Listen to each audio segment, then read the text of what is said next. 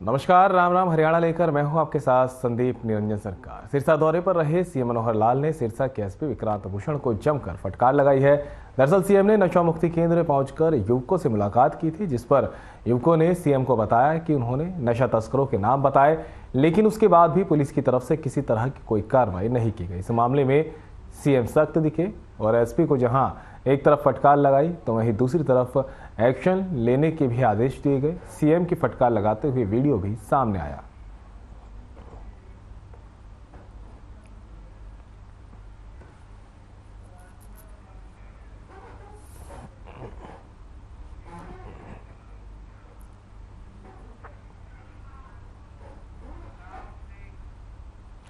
हरियाणा के कृषि मंत्री जेपी दलाल की अध्यक्षता में शुगर कैन कंट्रोल बोर्ड की बैठक हुई, जिसमें प्राइवेट मिल के अधिकारी के साथ गन्ना बोर्ड के अधिकारी भी शामिल हुए। बैठक के बाद कृषि मंत्री जेपी दलाल का बयान सामने आया है।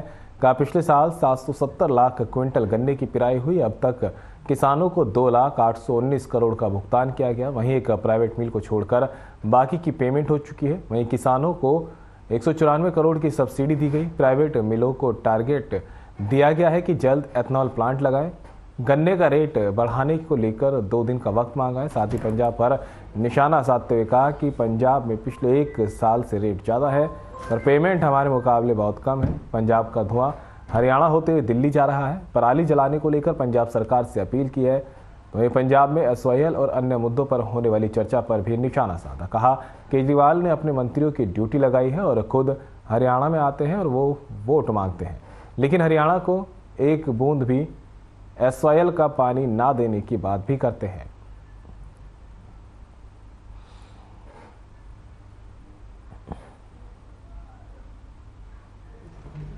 सभी की राय ली गई और पिछले साल का लेखा जोखा उसका आकलन किया गया। अगले साल की योजनाएं बनाई गई और खुशी की बात यह है कि इस बार पिराई पिछले साल से ज़्यादा हुई है। 754 लाख क्विंटल की बजाय 770 लाख क्विंटल की पिराई इस बार की और रिकवरी भी जो है पिछले साल गन्ने की 9.47 थी, जो बढ़ करके 9.70 हो गई है। रिकवरी भी ज़्यादा आई है।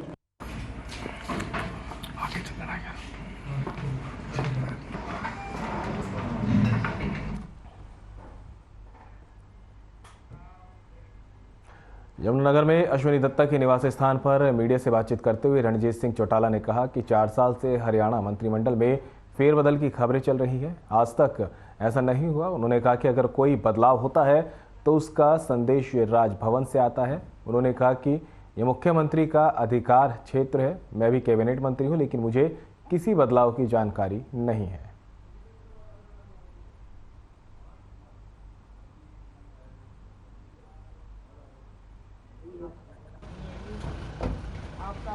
आपने कहा कि अगली कैबिनेट में रद्दोबदल होगा। ये पिछले 4 साल से चर्चा कि कुछ मंत्री जाएंगे, उसमें 6-7 का नाम था, मेरा भी नाम था, वो चले जाएंगे, नए आएंगे।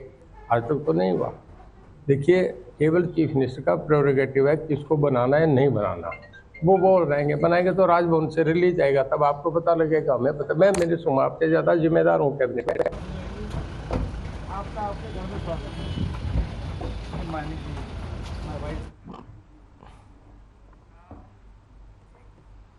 जुलाना के करसोला गांव में जुलाना के विधायक अमरजीत ढांडा एक निजी कार्यक्रम में पहुंचे थे। वहीं पर लोगों की समस्या सुनते हुए अमरजीत ढांडा के सामने गांव वालों ने बिजली की समस्या भी रखी। साथ ही विधायक के पास एक गाड़ी में बिजली कर्मचारी बैठे रहे, लेकिन विधायक के कई बार कहने के बाद भी वे लोग गाड़ी से उतरकर सामने नहीं आए। विधायक ने बिजली के उच्च अधिकारियों को फोन कर कहा कि मेरे सामने ही बिजली कर्मचारी गाड़ी से नहीं आ रहे हैं, तो आम जनता की समस्या क्या खाक सुनेंगे।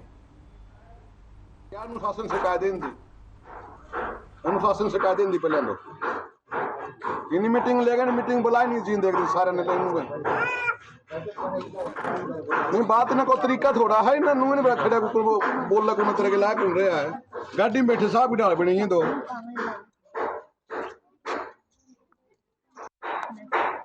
जब ये मेरे दी इज्जत नहीं दे रहे, पब्लिक ने कुकर इज्जत दे हुई है नहीं पढ़े। जब मैं तो खड़ा हूँ 20-10 मिनट मैंने खड़े न हो गए, ये गाड़ी में बैठे बैठे ऑर्डर देने लग रही हैं। तो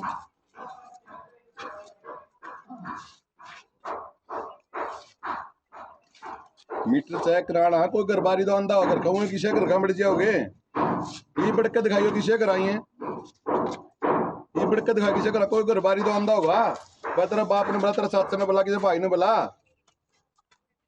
ना इसी साहब को बर्ताव बढ़िया नहीं लगता पहले बताऊं मैं यू बर्ताव बढ़िया नहीं है समझा देंगे बता दो कर देंगे लेडीज की वीडियो बना के रूम में डालने लग रही है कौन सा तरीका है यो जोड़ दिया कि भी लेडीज हाथ जोड़ना कुछ गुट्टी ले बाजो को कैमरे ले बाजो मामला बोला बोला लाऊं जी खेत मत काम करा दे।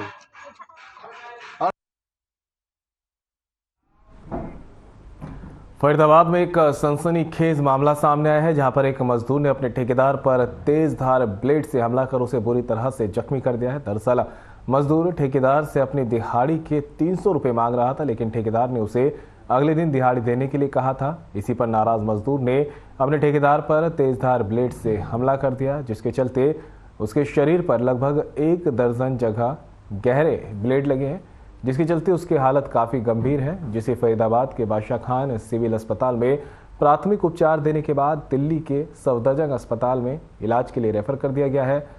तो वहीं घायल चंदन के दोस्त मोनू ने बताया कि चंदन को एक विजय नाम के युवक ने ब्लेड मारकर गंभीर रूप से घायल कर दिया है। चंदन का उससे कोई लेना देना नहीं था। चंदन के शरीर पर लगे गहरे जख्मों की वजह से चंदन की हालत नाजुक बनी हुई है।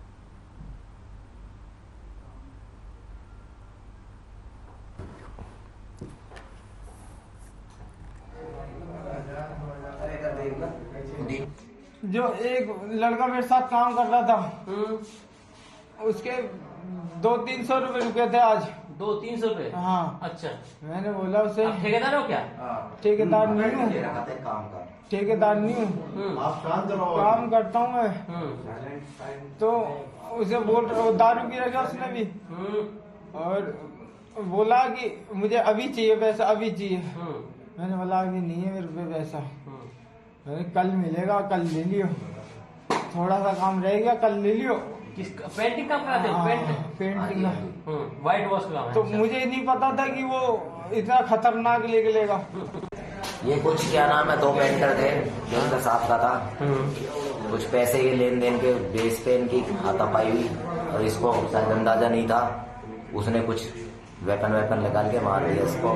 बाकी हम तो घर पे थे, हमें पता चला, हम दौड़ गए। दीपक से ब्लीडिंग मैंने क्या देखा कि ये गिरे हुए पड़े हुए थे, इनके ब्लीडिंग हो। हरियाणा प्रदेश में अध्यापक बनने के लिए जरूरी परीक्षा अध्यापक पात्रता परीक्षा 2023 की तिथियों की घोषणा बोर्ड ने कर दी है। ये परीक्षाएं 2 और 3 दिसंबर को आयोजित होंगी। इसके साथ ही आपको बता दें, शिक्षा बोर्ड ने 30 अक्टूबर शाम 6 बजे से 10 नवंबर तक पात्रता परीक्षा के ऑनलाइन फॉर्म भरने के लिए पोर्टल को चालू कर दिया है। अध्यापक पात्रता परीक्षाएं अब की बार हर जिला मुख्यालयों पर आयोजित करवाई जाएंगी। इन परीक्षाओं में 2 से 3 लाख परीक्षार्थियों के बैठने की संभावना है। ये जानकारी बोर्ड अध्यक्ष डॉक्टर वीपी यादव और बोर्ड सचिव ज्योति मित्तल ने सोमवार को बोर्ड परिसर में आयोजित पत्रकार वार्ता के दौरान दी। प्रेस कॉन्फ्रेंस में जानकारी देते हुए बोर्ड अध्यक्ष डॉक्टर वीपी यादव और बोर्ड सचिव ज्योति मित्तल ने बताया कि एचटेट परीक्षा को नकल रहित संचालित करवाए जाने और परीक्षाओं में कोई अनियमितता ना हो, इसके लिए बोर्ड प्रशासन द्वारा परीक्षा के दौरान सीसीटीवी, बायोमेट्रिक, जैमर सहित अन्य जरूरी व्यवस्थाएं भी की गई हैं।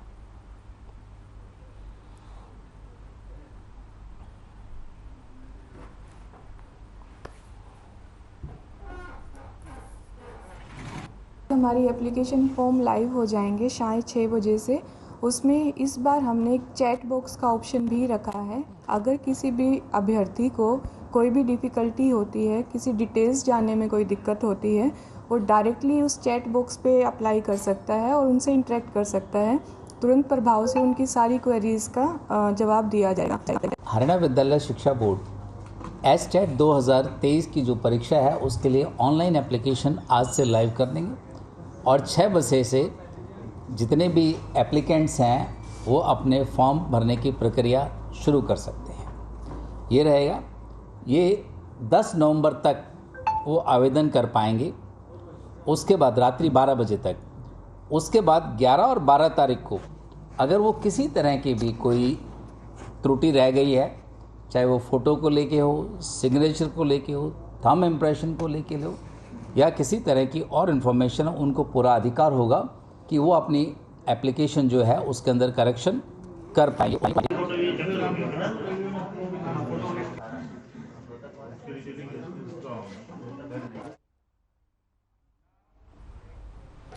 झज्जर में एमबीबीएस की एक स्टूडेंट ने हॉस्टल में फांसी लगाकर आत्महत्या की थी, जिस मामले में नया खुलासा हुआ है। परिजनों ने शिमला के एक युवक पर उसे परेशान किए जाने के आरोप लगाए हैं। उसके खिलाफ पुलिस ने मामला दर्ज कर जांच शुरू कर दी है। मामला झज्जर जिले के गिरावड़ गांव में स्थित वर्ल्ड मेडिकल कॉलेज का है, जहां एक छात्रा ने हॉस्टल के रूम में फांसी का फंदा लगाकर आत्महत्या कर ली थी। घटना की सूचना मिलते ही पुलिस मौके पर पहुंची और मामले की जांच में जुट गई। जांच अधिकारी अशोक कुमार ने बताया कि उन्हें सूचना मिली थी कि हॉस्टल के एक रूम में छात्रा ने फांसी का फंदा लगाकर आत्महत्या कर ली है। सूचना मिलते ही उनकी पूरी टीम मौके पर पहुंची। मौके से कोई सुसाइड नोट बरामद नहीं हुआ है। फिलहाल मामले की जांच जारी है।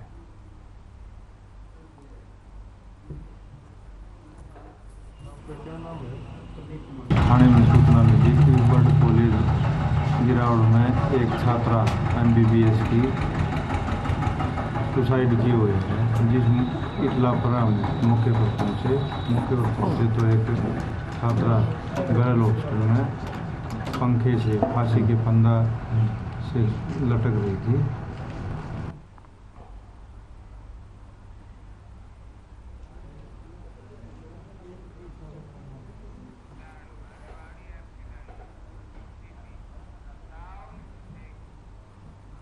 रेवाड़ी में रामगढ़ फ्लाईओवर पर यात्रियों से भरी एक टूरिस्ट बस और ट्रक की जोरदार टक्कर हो गई है। हादसे में बस का अगला हिस्सा पूरी तरह से क्षतिग्रस्त हो गया और बस में सवार 2 दर्जन से ज़्यादा यात्रियों को गंभीर चोटें आई हैं। बस राजस्थान के बहरोड से झज्जर की तरफ जा रही थी। सूचना के बाद 6 एम्बुलेंस मौके पर पहुंची और बस में फंसे घायलों को फौरन ट्रॉमा सेंटर में भर्ती कराया गया है। टूरिस्ट बस में कुल 34 टूरिस्ट सवार थे जो बहरोड के प्रतापगढ़ गए थे। सभी घायलों को रेवाड़ी के ट्रॉमा सेंटर में भर्ती कराया गया है, जहां डॉक्टरों की एक स्पेशल टीम उपचार करने में जुटी हुई है।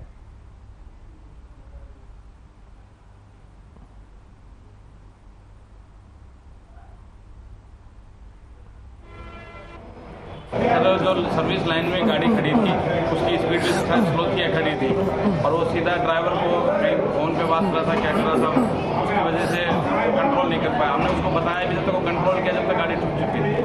आज ये गाड़ी से हम प्रतापगढ़ पे जा रहे थे,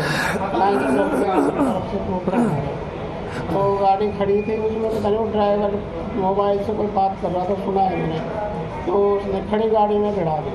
ये बस चलते हुए आगे चल रहे डंपर से टकराई थी, जिसमें इंजर्ड हुए हैं काफ़ी। उन इंजर्डों को तुरंत हॉस्पिटल में भिजवा दिया है, उनका इलाज चल रहा है। अभी ये नहीं बता सकते कितने इंजर्ड हैं, लगभग अंदाजा से 10-15 है और बाकी मौका से बस को हटवा दिया है अस्पताल।